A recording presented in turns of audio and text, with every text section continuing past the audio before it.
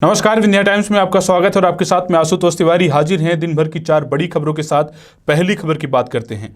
मध्य प्रदेश में corona virus को लेकर एक चीज बहुत तेजी से हुई और वो है सियासत। सत्ता पक्ष के नेता विपक्ष की आलोचना करते रहे और विपक्ष के लोग सत्ता पक्ष की आलोचना करते रहे। एक दूसरे पर आरोप प्रत्यारोप का दौर जारी रहा और ये दौर अभी भी जारी है। कहीं ज़्यादा से ज़्यादा 4 लाख लोगों के मरने का दावा किया जा रहा है अकेले मध्य प्रदेश में। अभी हालिया बात कर लेते हैं मध्य प्रदेश के इंदौर की, जहां मुख्यमंत्री शिवराज सिंह चौहान कोरोना की समीक्षा बैठक के लिए पहुंचे थे। वहां पर जो स्थानीय विधायक थे उन्हें बैठक में ना जाने दिए जाने पर बवाल हो गया।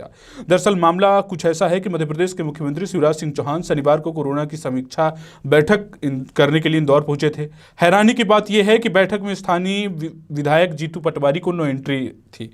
कारण वह था कि वह दूसरे पार्टी के थे। मामले पर कांग्रेस एमएलए पटवारी ने सीएम पर लोकतंत्र को अपमानित करने का आरोप लगाया। उन्होंने कहा है कि जब कोरोना की समीक्षा बैठक है तब विधायक को आने की अनुमति होनी चाहिए। दरअसल इसमें हैरत की बात यह है कि जो एडीएम है वहां पे उन्होंने जीतू पटवारी को बाकायदा मीटिंग में आने के लिए न्योता दिया था, लेकिन जब वो गए तो उन्हें यह कहकर मीटिंग में नहीं जाने दिया कि उनका नाम लिस्ट में शामिल नहीं है।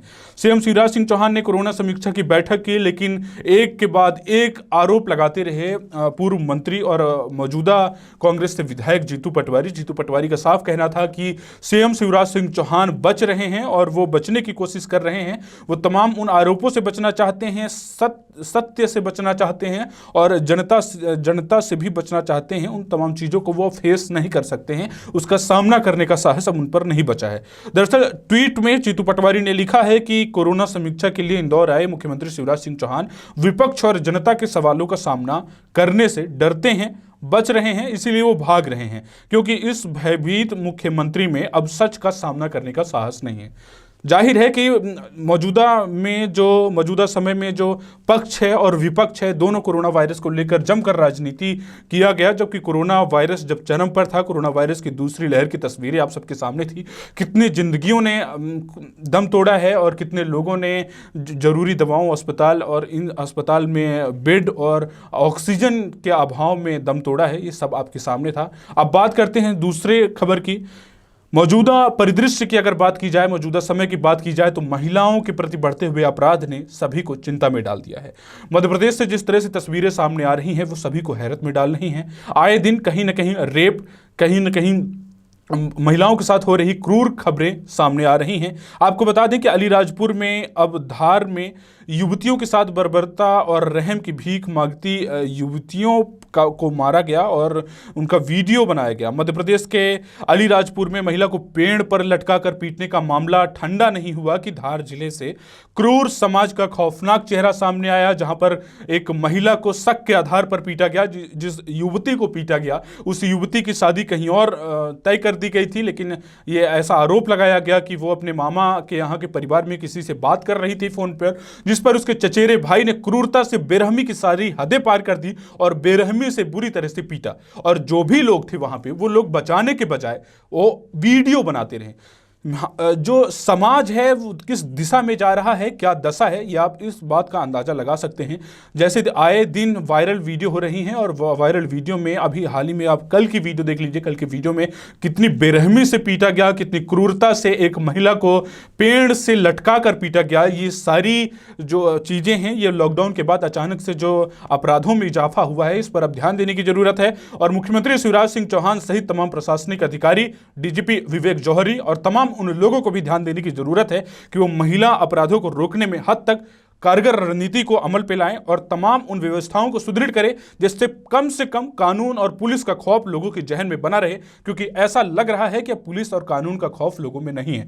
वे तमाम उन घटनाओं को, तमाम उन वारदातों को खुलेआम अंजाम दे रहे हैं जिससे किसी की गरिमा को ठेस पहुंचाया जा सके, किसी को नुकसान पहुंचाया जा सके। यहां तक कि महिला अपराध की अगर बात किया जाए तो महिला अपराध में इस हद तक इजाफा हुआ है कि लोगों के अंदर कानून का जरा भी खौफ नहीं है और वो बेखौफ होकर महिलाओं को पीट रहे हैं, क्रूरता दिखा रहे हैं, हैवानियत की सारी हदें पार कर रहे हैं। अब बात कर लेते हैं तीसरी खबर की। तीसरी खबर रीवा से जुड़ी हुई है।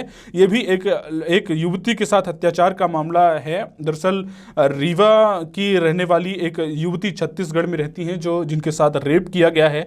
ट्रांसपोर्टर ने डबल सैलरी का लालच देकर इन्हें बुलाया था और बुलाने के बाद जब वो गई तो उनके कॉफी में नशीला पदार्थ मिलाया गया और नशीला पदार्थ मिलाने के बाद उनके साथ रेप किया गया। रेप की वारदात को अंजाम दिया गया। हैरत की बात यह है कि वो उन तमाम अफसर नुमा अधिकारियों के पास वो जाती रही, तमाम चक्कर काटती रही, लेकिन इसके बावजूद कोई कार्यवाही नहीं की गई।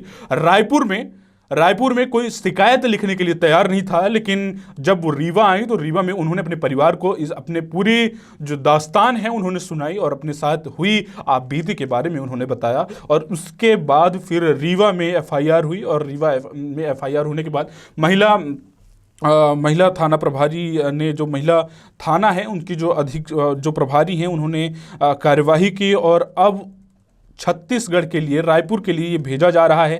दरअसल जानकारी में आपको बता दें कि छत्तीसगढ़ की राजधानी रायपुर स्थित ट्रेवल्स एजेंसी में कार्य करने वाली युवती के साथ दुष्कर्म का मामला सामने आया। बताया गया कि ट्रांसपोर्टर ने डबल सैलरी में नौकरी देने का लालच देकर होटल में बुलाया था। यहां युवती पहुंची तो कॉफी में नशीला पदार्थ मिलाकर पिला दिया गया। इसके बाद उसके साथ रेप किया गया। आरोपी ने जान से मारने की धमकी भी दी। युवती रायपुर में 3 माह तक उसके साथ रेप किया। आरोपी ने जान से मारने की धमकी भी दी। इस दौरान कई मर्तबा उन्होंने धमकी दी कि अगर किसी को बताया तो जान से मार दिया जाएगा। और इसके साथ ही युवती रायपुर में 3 माह तक शिकायत के लिए भटकती रही, लेकिन रसूखदार ट्रांसपोर्टर के खिलाफ केस दर्ज नहीं किया गया। इसके बाद पीड़िता ने रीवा के परिवार वालों को आपबीती सुनाई। उसके बाद भाई के साथ युवती ने महिला थाने में पहुंचकर केस दर्ज किया। महिला अधिकारी ने युवती के बयान लेने के बाद मामला दर्ज करते हुए डायरी रायपुर स्थित सिविल लाइन थाने के लिए भेज दिया गया है।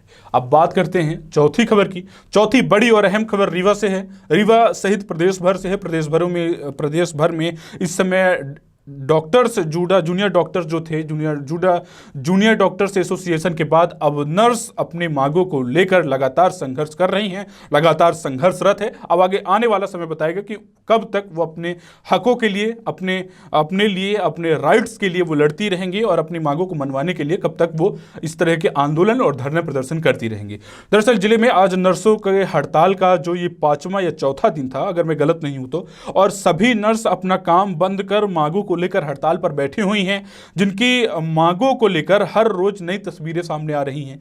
कभी वो उनके द्वारा कभी हवन किया जा रहा है और जब मीडिया से जब बात होती है तो वो बाकायदा कहती हैं कि मुख्यमंत्री शिवराज सिंह चौहान की सद्बुद्धि के लिए हवन कर रही थी। वहीं आज एक अनोखा तरकीब उन्होंने अपनाया और उन्होंने आज भजन किया और भजन गाकर ये संदेश दिया शांति के साथ कि तमाम उन मांगों को सरकार विनम्रता से मान ले। और नर्सें जो हैं वो विरोध नहीं कर रही हैं, लेकिन इस बीच एक जो बड़ी जानकारी ये मिल रही है कि कुछ नर्सें ऐसी अभी भी हैं जो अस्पतालों में मरीजों को सेवाएं दे रही हैं और वो लगातार, कुछ ऐसे 7-8 नर्सें हैं रीवा में जो लगातार मरीजों के कॉन्ट्रैक्ट में हैं और उनकी सेवाओं में जुटी हुई हैं। हद तक हालत खराब इसलिए भी हो जाती है क्योंकि अभी कोरोना का समय है और कोरोना के समय के बाद जिस तरह से मरीजों की संख्या में इजाफा हुआ है, लगातार मरीज अस्पतालों की ओर रुख कर रहे हैं।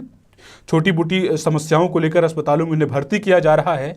कहीं किसी को तमाम उन ज़रूरतों के लिए, उपचार के लिए लोग भर्ती हो रहे हैं। ऐसे में जब नर्स अस्पतालों में नहीं है तो लोगों को असुविधा का सामना तो करना ही पड़ रहा है। अब ऐसे में देखने वाली बात यह है कि अब कब तक सरकार और अफसर नुमा अधिकारियों के माध्यम से वो बातें तमाम वो डील होती हैं और कब तक नर्सों का धरना खत्म होता है। फिलहाल आज की ये 4 बड़ी खबरें आपके सामने हमने रखी। इस तरह की तमाम खबरों को लेकर आपके बीच हाजिर होते रहेंगे। आप बने रहिए विंध्या टाइम्स के साथ। बहुत बहुत धन्यवाद।